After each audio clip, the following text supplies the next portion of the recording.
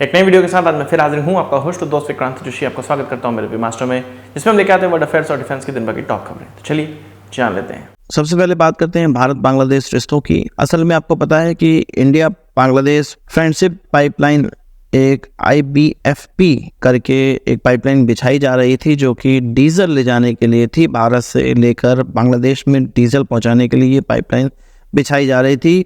मार्च 2023 में इसका उद्घाटन भी किया गया था हमारे प्रधानमंत्री के द्वारा, उस समय की बांग्लादेश की प्रधानमंत्री शेख हसीना की उपस्थिति में। ये जो पाइपलाइन थी वो 131 किलोमीटर की थी, जो कि भारत के सिलीगुड़ी से होकर पार्वतीपुर, जो कि बांग्लादेश में था, वहां तक जाने वाली थी। इसमें जो लागत आने वाली थी वो 377 करोड़ रुपए थी, जिसमें कि बांग्लादेश के द्वारा पे करने थे 285 करोड़, जो कि भारत की तरफ से असिस्टेंस दिया गया था, कर्ज के तौर पे उनको दिया गया था या मंजूर किया गया था। और बांग्लादेश की तरफ से ये कहा गया था कि इसको थोड़ा सा और बढ़ा के पार्वतीपुर से आगे ले जाए भारत। तो 131 किलोमीटर की पाइपलाइन के लिए तो भारत एग्री था, और वो भारत और बांग्लादेश के बीच में काम चल भी रहा है।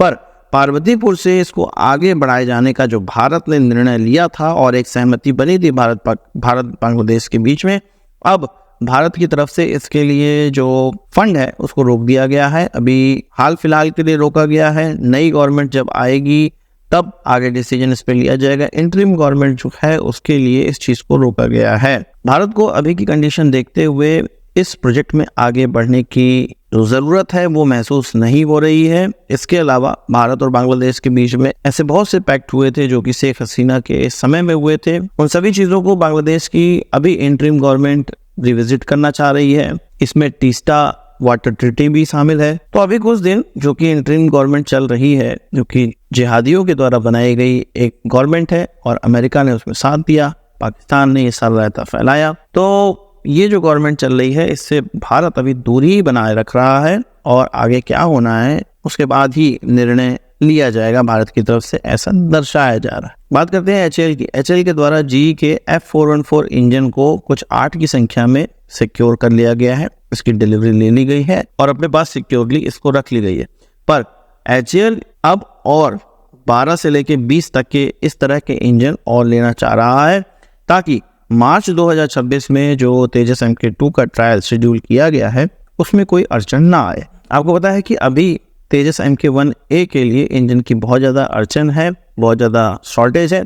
जी इसको पूरा नहीं कर पा रहा है, हालांकि उसमें F404 इंजन लगने वाला है, और जी ने अभी जो स्टॉकिंग करी हुई है वो F414 की करी हुई है। पर भविष्य को देखते हुए वर्तमान से सीख ली जा रही है कि भविष्य में हमें तेजस MK2 के लिए कोई आगे प्रॉब्लम ना हो, यूजर ट्रायल के लिए हमें देना हो, प्रोटोटाइप उड़ाने हो, 4-5 तरीके के सबके लिए इंजन अवेलेबल हो। कोई दुर्घटनाग्रस्त हो जाए तो उसके लिए भी हमारे पास इंजन अवेलेबल हो। इसलिए जी से और 12 से लेके 20 इंजन फाइनलाइज किया जाएगा, जिसकी डिलीवरी 1-2 साल में ही लेने के प्रयास किया जाएगा HAL के द्वारा। वो कहते हैं ना, दूध का जला हुआ छाछ को भी फूक फूक के पीता है, वही स्थिति अब HAL की तरफ से की जा रही है। बात कर लेते हैं भारत और रशिया रिश्तों की। हम जानते हैं कि भारत की तरफ से काफी ड्रोन्स पर ध्यान दिया जा रहा है और काफी ड्रोन्स खरीदे जा रहे हैं। इसी कड़ी में 76 मीडियम एल्टीट्यूड लॉन्ग एंड्योरेंस वाले, मतलब माले वाले ड्रोन्स भारत की तरफ से खरीदे जाने थे, और इसके लिए भारत के पास खुद का डेवलप किया हुआ ड्रोन भी है, इजरायली ड्रोन भी है, अन्य प्राइवेट कंपनीज का ड्रोन भी है। इसमें अब रशिया भी उतर रहा है और वो इंटरेस्टेड है भारत को अपना ओरियन E ड्रोन देने में। रशिया जो ये भारत के सामने ड्रोन रखेगा, उसमें कहा जा रहा है कि लगभग 80% इसमें सामान लगेंगे वो भारत में बने हुए होंगे। इसके लिए रशिया प्रयास करेगा मेक इन इंडिया इनिशिएटिव को बूस्ट करने के लिए। रशिया देख रहा होगा कि भारत इजराइल के साथ मिलकर काफी ड्रोन भारत के अंदर बना रहा है, उसी तर्ज पे रशिया भी ये चाहता है कि भारत के अंदर किसी कंपनी से उसका कोलैबोरेशन हो, इन ड्रोन्स को भारत के अंदर ही बनाया जाए, और रशिया को ड्रोन्स के बाजार में भी भारत के अंदर कामयाबी मिले। ये जो ओरियन E ड्रोन है वो 1150 ग्राम का मैक्सिमम टेक ऑफ वेट लेकर उड़ सकता है। इसमें 250 किलोग्राम की पेलोड कैपेसिटी है। पर मैं यहाँ पे कह दूं कि रशिया से इस प्रकार के कोलैबोरेशन भारत को कर तो लेना चाहिए, पर इसके लिए बहुत ज्यादा आसान्वित नहीं रहना चाहिए, क्योंकि आए दिन रशिया पे सैंक्शंस लगते रहेंगे, और भारत के पास ऑलरेडी इस रशियन ड्रोन से अच्छे ड्रोन उपलब्ध हैं और भारत बना भी रहा है, पर टेक्नोलॉजी किसी की लेने में कोई दिक्कत है नहीं, ले लो, उससे कुछ नया डेवलप करो। अगर रशिया यूक्रेन युद्ध की ही बात करी जाए तो एक और खबर निकल कर आ रही है और वो चेक रिपब्लिक की तरफ से निकल कर सामने आ रही है। चेक रिपब्लिक की तरफ से कहा गया है कि भारत से वो और एम्यूनिशन खरीदने जा रहा है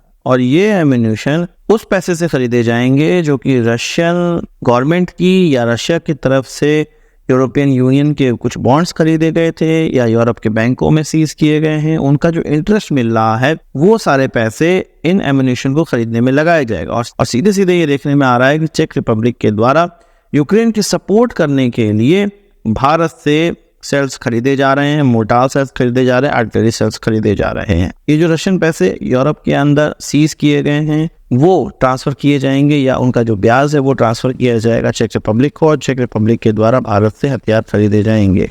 अब इसका आगे कंसिक्वेंसेस क्या होते हैं ये तो देखना पड़ेगा, पर भारत को अभी डिफेंस एक्सपोर्ट के मामले में बहुत बेहतरीन तरीके से काम मिलने वाला है। आपका इस पे क्या कहना है कमेंट बॉक्स में बताइएगा। भारत को, चेक रिपब्लिक को अब सीधे सीधे इस प्रकार के हथियार बेचने चाहिए, नहीं बेचने चाहिए, जो कि यूक्रेन में इस्तेमाल होने वाले हैं, ये क्लियर हो गया है।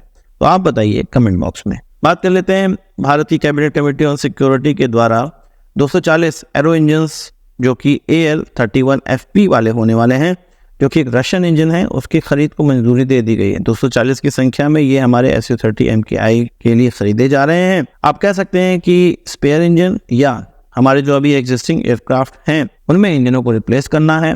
उसके लिए कुछ 26,000 करोड़ रुपए का, जिसमें कि सारे टैक्सेस और ड्यूटी लगा दी गई है, 26,000 करोड़ रुपए का ये पूरा प्रोजेक्ट है जो कि 8 सालों के अंदर खत्म किया जाएगा, पूरा किया जाएगा। अगले साल इंजन की डिलीवरी स्टार्ट करी जाएगी। इन इंजन्स की खास बात ये होने वाली है कि 54% इसमें इंडिजिनस कंपोनेंट का इस्तेमाल होगा और जाहिर सी बात है जो इसका कोर कंपोनेंट है वो रशिया से ही आएगा। ऑक्सिलरी कंपोनेंट भारत के अंदर बनाए जाएंगे। 54% इनका मूल्य होगा पूरे इंजन्स में। तो बहुत अच्छी बात है, भारत की तरफ से डिफेंस प्रोक्योरमेंट को बहुत ज़्यादा अहमियत दी जा रही है और इसमें जो मेक इन इंडिया इनिशिएटिव है उसको और अच्छे से प्रोजेक्ट किया जा रहा है।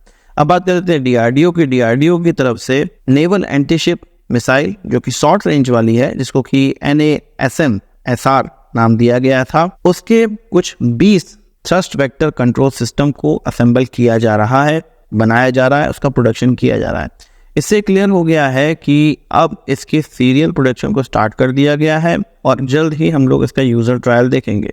मई 2022 में सबसे पहले बार ट्राई किया गया था, 2023 में भी ट्राई किया गया और इसको बहुत अच्छे से माना गया कि ये अपने टारगेट है उसको नष्ट कर रहा है। अब इसका यूजर ट्रायल होने के बाद ये इंडियन नेवी की कैपेबिलिटी में बहुत ज़्यादा एडवांसमेंट लाने वाला है।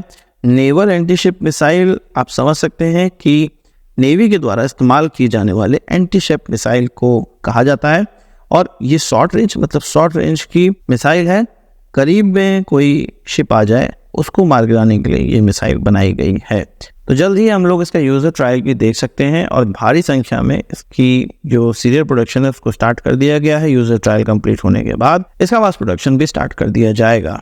आज की इस वीडियो के लिए बस इतना ही। आशा करता हूँ कि वीडियो पसंद आया होगा। आपको बड़ा जरूर देंगे। इस वीडियो संबंधित सवाल सुझाव कमेंट बॉक्स में जरूर लाइएगा और यदि आपने हमारा चैनल सब्सक्राइब नहीं किया उससे भी कर लीजिए, क्योंकि हमें वीडियो आते रहते हैं। नमस्कार, थैंक यू, जय हिंद।